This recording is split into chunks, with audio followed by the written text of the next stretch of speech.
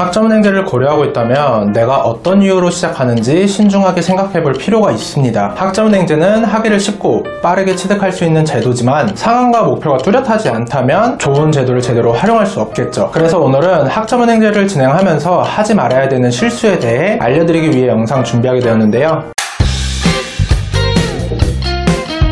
안녕하세요. 학교TV 다원 멘토입니다. 주로 대학을 가기 어려운 직장인 또는 노후를 대비하기 위해서 다양한 연령대가 제도를 활용하는데 내가 어떤 목표와 목적을 가지고 시작하는지에 따라 진행하는 과정이 달라지기 때문에 명확하게 정하고 과정을 시작해야 됩니다. 첫 번째는 학위의 인정과 가치입니다. 학위는 두 가지를 취득할 수 있는데 전문대 졸업 학력인 전문학사는 80학점, 4년제 졸업 학력인 학사학위는 140학점을 이수해주시면 학위를 받으실 수 있습니다. 한 번쯤 학점은행제를 취득한 학위는 일부 기업이나 직무에서 인정되지 않을 수 있다는 얘기를 들어보신 적 있으실 거예요. 학점은행제로 취득한 학위는 정규대학과 법적으로 동등한 학력은 인정받으나 스카이, 서성한 같은 정규대학처럼 학벌로는 인정을 받을 수 없습니다. 내 직장을 다니면서 승진이나 이직을 하기 위해서 학력을 개선하거나 편입이나 대학원을 진학하기 위해서 빠르게 학위를 취득해야 되는 상황이라면 학점은행제를 활용해서 학위를 취득하면 되지만 그게 아니라 학벌에 대한 기능과 가치를 원하고 그런 학위가 필요한 상황이라면 학점은행제가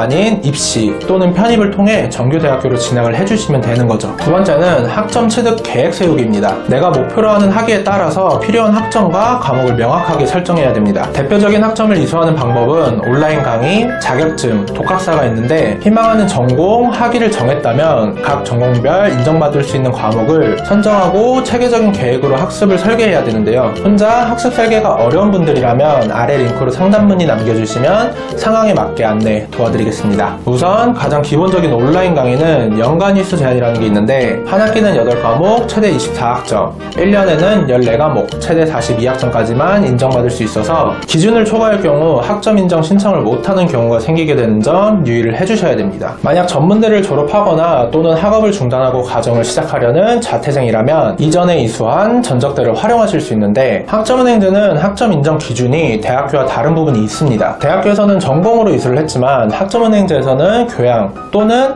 일반으로 인정받을 수 있기 때문에 전적대를 활용하시는 분들이라면 꼭 학습 구분을 통해 사전에 확인하고 시작해 주셔야 됩니다. 자격증 같은 경우는 전문학사는 2개, 학사학위는 3개를 활용할 수 있는데 학점을 높게 인정받는 자격증으로만 학습 설계를 하고 취득을 못할 경우 무리한 학습 설계로 학점 이수에 차질이 생길 수 있기 때문에 자격증 시험 일정, 난이도를 확인하고 병행을 해주셔야 됩니다. 이런 부분도 전문가가 아니라면 어떤 자격증이 학점으로 인정되고 어떤 자격증이 쉬운 자격증인지 파악하기 어렵기 때문에 상담 문의 남겨주시면 확인 도와드리겠습니다. 독학사도 자격증과 동일하게 처음 접한다면 어떤 과목이 쉬운지 파악하기 어려우실 거예요. 그리고 독학사 같은 경우는 주의사항이 있는데 온라인 강의와 중복된 과목이 있다면 하나만 인정받을 수 있기 때문에 이런 부분도 꼼꼼하게 확인하는 게 중요합니다. 세 번째는 희망하는 전공과 학위를 제대로 된 학습 설계를 세웠다면 어떻게 성적 관리를 해야 되는지 알아야겠죠? 학점은행제를 활용해서 자격증에 필요한 요건만 갖추기 위해 수료를 목표로 하시는 분들도 있지만 편입, 대졸자 전형, 대학원 진학처럼 성적 관리가 필요한 경우도 있는데요. 학점은행제 온라인 강의 성적은 크게 출석, 과제, 중간고사, 기말고사로 성적 반영이 구성되어 있는데 교육원마다 쪽지시험, 토론, 참여도 점수 등 조금씩 차이는 있는 편입니다. 학점은행제는 절대평가가 아닌 상대평가라서 기본적인 참여도가 필요한 출석은 모두 좋은 점수를 받을 수 있지만 시험이나 과제 같은 경우 차별성이 존재하게 되는데요. 시험 같은 경우 오픈북이라고 해서 모든 문제가 교환해서 나오는 게 아니기 때문에 기본적으로 공부를 해주셔야 되고 교환해서 검색이 안 되는 문제들은 구글, 네이버 검색을 활용해서 좋은 점수를 받을 수 있습니다. 과제를 작성할 때 자료를 수집할 경우 동일하게 구글링이나 네이버를 검색을 통해서 찾아보시거나 관련된 서적 또는 레포트월드, 해피캠퍼스를 통해 자료를 수집해서 짜집기를 하는 경우도 있는데요. 이때 주의해야 되는 점은 과제 자료를 구매하셨다고 해도 좋은 자료만 있는 게 아니기 때문에 부실한 자료들도 많은 편이라 짜집기만 해서 제출할 경우